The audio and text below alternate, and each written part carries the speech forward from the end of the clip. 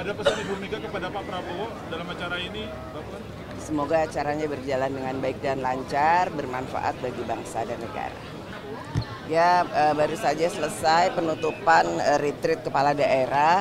Tadi sudah ditutup oleh Bapak Presiden, di mana dalam arahan penutupannya Bapak Presiden menyampaikan bahwa setelah kembali ke daerahnya masing-masing, seluruh kepala daerah, apakah itu gubernur, bupati, dan wali kota harus bekerja sama untuk kesejahteraan rakyat.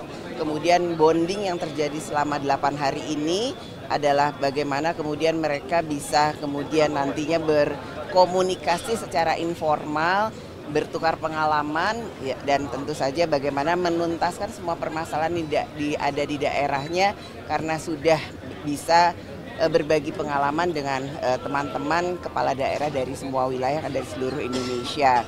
Dan target-target yang kemudian ada dalam pemerintahan harus bisa dilaksanakan juga oleh seluruh kepala daerah yang ada di semua wilayah untuk bisa disinergikan. Kebijakan pemerintah pusat harus bisa bersinergi dengan kebijakan yang ada di daerah. Mbak Puan, semalam kan ada pertemuan Mbak Puan dengan Pak Prabowo, Pak Jokowi, sama Pak SBY. Apa saja yang dibahas dalam pertemuan tersebut? Silaturahmi santai, kita berbicara. Namun yang pasti Presiden Prabowo mengatakan baru kali ini bisa bertemu, berkumpul, bersilaturahmi 3 presiden dengan ketua-ketua lembaga dalam situasi yang sangat santai bersama dengan seluruh kepala daerah untuk bersama-sama nantinya bertukar pikiran dalam membangun bangsa dan negara.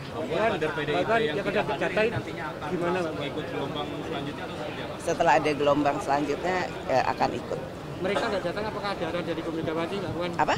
Mereka yang nggak datang, apakah Nggak ada ada. arahan dari? Nggak ada. Mega juga diundang untuk kemudian hadir di parade. Apa alasannya? Berhalangan hadir. Ada pesan Ibu Mega kepada Pak Prabowo dalam acara ini, Mbak Puan? Semoga acaranya berjalan dengan baik dan lancar, bermanfaat bagi bangsa dan negara. Akan ada rencana pertemuan mungkin dengan Pak Prabowo dengan Bu Mega? Pasti. Kapan, Mbak Puan? Setelah Lebaran atau? Secepatnya, insya Allah secepatnya. Ya. Terima kasih. Sama para kepala daerah. Ya tentu di acara penutupan orientasi kepemimpinan bagi kepala daerah di Akademi Militer Magelang ini merupakan penguat dari semangat retreat ini, di mana Bapak Presiden Prabowo Subianto berharap setelah selesai menjalankan kegiatan di Magelang, kembali ke daerah masing-masing untuk segera bekerja serius untuk rakyat. Dan ditekankan pentingnya untuk selalu mencari solusi, meningkatkan pertumbuhan ekonomi dan juga mengentaskan kemiskinan. Kita berharap kesejahteraan rakyat juga semakin baik. Dan diharapkan juga tentunya kerjasama antar kepala daerah yang diharapkan juga bisa mencari berbagai potensi, termasuk bagaimana relasi antara pemerintah pusat dan daerah ini bisa dibangun dengan baik ke depan. Terkait infrastruktur daerah ada arahan juga, anggaran. Tentunya secara khusus beliau juga ingin desa-desa kita bisa semakin mandiri, dan semangatnya adalah sekali lagi kita ingin mencapai ketahanan pangan, swasembada energi, dan juga kita berharap dengan menjaga sumber daya alam kita, manajemen yang juga skillful, kita berharap memiliki kemampuan kemandirian untuk menghadirkan hilirisasi, industrialisasi yang semua itu meningkatkan economic value untuk Indonesia dan pada akhirnya juga distribusinya untuk daerah. Jadi daerah-daerah diminta juga untuk mengelola sumber daya alamnya sebaik-baiknya dan menghadirkan kemajuan ekonomi jika dikelola dengan tepat dan tidak ada kebocoran atau terjadi inefisiensi baik dalam program pembangunan infrastruktur maupun prioritas-prioritas presiden lainnya. Gitu. Terkait bulan Ramadan ini apa saja yang sudah disiapkan dan apa yang akan disiapkan nanti mudik lebaran nih? Iya, saya insya Allah besok bersama-sama dengan jajaran kementerian terkait, Kementerian Perhubungan, Kementerian Keuangan, Kementerian BUMN, juga Kementerian PU dan Kementerian Pariwisata akan mengumumkan secara langsung, tapi tunggu besok ya, tunggu besok.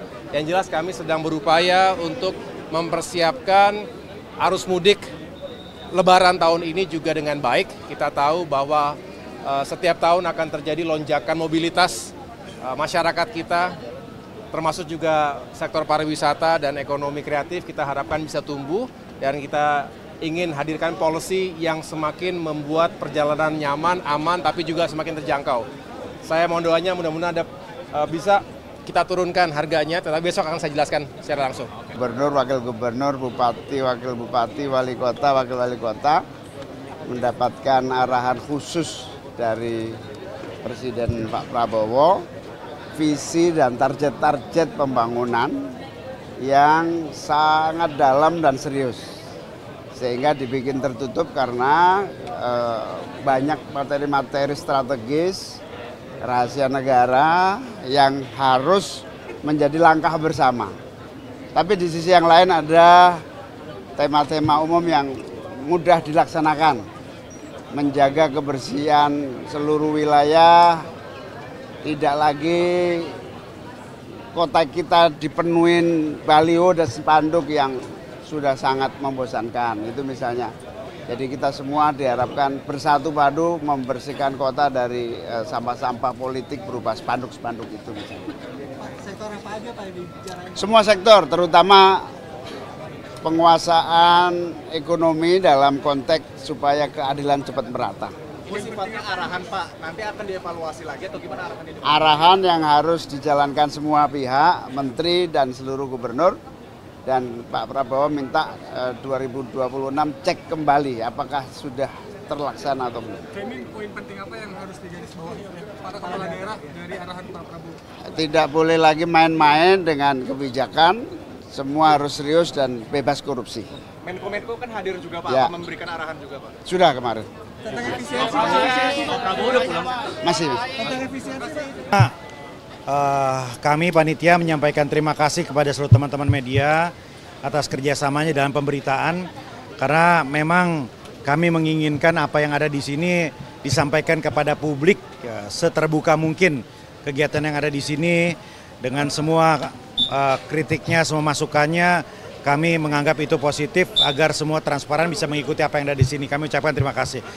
Yang kedua, Bapak Presiden tadi menyampaikan arahan selama kurang lebih 2 jam. Ini salah satu pidato beliau terlama. Beliau menekankan betul tadi kepada seluruh kepala daerah untuk berpegangan kepada pasal 33 Undang-Undang Dasar 1945. Mengingatkan kepada daerah untuk menjaga kekayaan alam, menjaga potensi daerah, dikelola sebaik-baiknya, jangan sampai rugi, jangan sampai hilang, jangan sampai juga didominasi oleh kepentingan-kepentingan asing, kira-kira begitu. Yang ketiga, Presiden juga menyampaikan bahwa ada rencana hilirisasi yang sangat matang, ada pohon hilirisasi dalam beberapa hal, nikel dan lain-lain begitu ya. Ini akan ada investasi Indonesia, jadi tidak bergantung kepada yang lain. Ini untuk menyemangati semua kepala daerah. Dan Presiden mengapresiasi penyelenggaraan retreat ini, bahkan beliau meminta Kemendagri untuk kembali menyelenggarakan retreat ini pada tahun 2026, kira-kira begitu. Ya, supaya mengevaluasi target-target yang beliau berikan. Ya, kata beliau supaya kita semua jangan omon-omon saja. Supaya terbukti bahwa Presiden tidak omon-omon, kepada tidak omon-omon, maka 2026 kita targetkan ada retreat lagi, mengevaluasi lagi semua angka-angka dan capaian-capaian tadi. Karena beliau mentargetkan swasembada pangan, hilirisasi, dan banyak sekali program-program gitu.